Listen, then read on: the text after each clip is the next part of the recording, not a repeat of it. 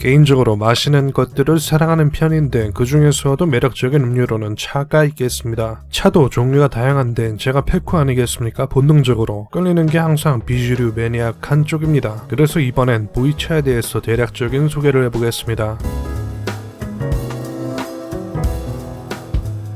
소신있게 고백하면 기본적으로 중국에서 판매하는 제품들을 저는 기본적으로 불신하고 보는 버릇이 있습니다. 가성비의 전자제품이 나오고 다양한 합리적인 제품들이 나오고 있지만 왠지 아직도 그런 이미지가 있는 것이 사실입니다. 그런데 메이드 인 차이나 하면 인정할 수밖에 없는 제품이 있는데 그것이 바로 차입니다. 차만큼은 중국 제품이 정말 품질이 높다고 생각하고 있습니다. 그리고 그 중에서도 좀 특이한 차가 있으니 그것이 바로 보이차입니다. 보이차는 효모균을 이용한 후발효차 중 하나이며 여러 모양으로 나오지만 전통적인 방식은 이렇게 찻잎들을 압축하듯 뭉쳐넣고 종이나 나무통에 보관하여 저장하고 숙성 과정을 거치는 것을 가리킵니다. 홍차와 다른 점은 햇볕에서 말려서 효소 작용을 억제시키는 과정을 거치고 잎 자체의 효소에 의해서 발효되는 것이 아니라는 차이가 있습니다. 보이차는 중국의 윈난성과 티벳에 이르는 차마고도 지역에서 마시던 흑차의 일종이었으나 현재는 윈난성 일대에서 만드는 차만을 의미하게 되었다고 합니다. 이름의 유래는 차마고도 지역의 교역 거점 중 하나였던 보이현, 그러니까 푸얼현이라고 하는 마을에서 주로 거래되었기 때문에 붙은 이름이라고 합니다. 덕분에 보이차, 푸얼티라고 불리우는 것입니다. 보이차는 원래 소수민족들이 마시던 저렴하고 유명하지 않은 차였으나 청나라 웅정제 10년 황실 진상품으로 선정되면서 황제가 마시는 차라고 알려지기 시작했다고 합니다. 하지만 청나라 이후에는 다시 변방에서 마시는 차 정도로 취급되었는데 이후 프랑스에서 수출된 보이차의 효능이 논문을 통해서 재발견되면서 다시 인기를 끌게 되었다고 합니다. 시간이 흐를수록 숙성 기간이 길수록 맛이 깊다고 해서 보이차는 3대 후에 마신다는 이야기도 있다고 하는데 보이차 장인의 조부모가 만들고 손주가 판 보이차 하나가 경매로 판매된 일도 있다고 합니다. 시간이 흘러도 가치가 퇴색되기는커녕 가격이 상승하는 효과 때문에 보이차는 골동차로서 뭔가 고급진 이미지가 있는데 사실 비싼 게 끝도 없이 비싼 거고 일반 보이차는 그 정도로 비싼 건 아닌데다가 한창 보이차가 유명세를 타던 시대에는 짝퉁들이 워낙 판치는 바람에 오히려 짝퉁을 피하려면 특정 연대를 피하고 최근 제조된 것을 찾는 것도 방법인지라 사실상 갑부들이 아니라면 굳이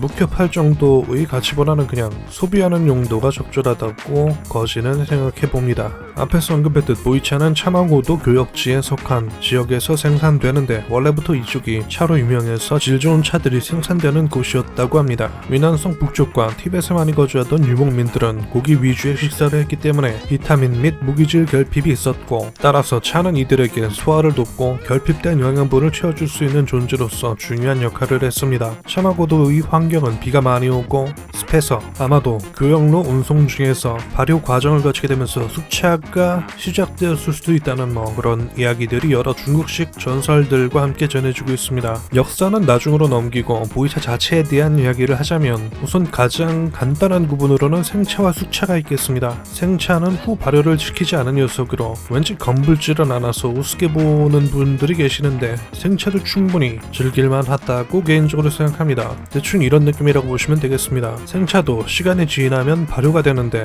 자연 발효이기 때문에 굉장히 시간이 오래 걸립니다. 생차를 마시려면 10년은 돼야 되고 이런 소리들이 있는데 전 그냥 마셔도 신선하고 좋았습니다. 그리고 흔히 머릿속에 보이차만 떠오르는 이런 느낌의 녀석들이 숙차입니다. 요거는 흑국균이라고 하는 특정 선별된 곰팡이로 인위적인 후발효를 시킨 녀석이라고 할 수 있습니다. 시간이 많이 안 지나도 마치 오래 숙성된 것처럼 색과 향을 느낄 수 있다는 것이 특징입니다. 좋다 하는데 그냥 기호품 이상 이하도 저한테는 아니라서 생차, 숙차 우위가 개인적으로는 없습니다. 둘 다 맛있습니다. 생차는 개인적으로 그냥 차처럼 마시고 흑차는 그 특유의 아무런 향도 없고 맛도 없는데 뭔가 깊고 뒷맛에 그윽하게 남는 여운을 즐기는 느낌으로 마시는데 좋은 숙차에서는 묘하게 깊고 단 것도 아닌데 단 것 같은 긴 여운이 있습니다. 그리고 향이 없다고 하는데 각 잡고 먹고 오래 우려보면 향이 아예 없지는 않더라고요. 특유의 그 은은하고 뭐 약간 풀향 같은 게 있긴 합니다. 오래 우려하진 않더라고요. 근데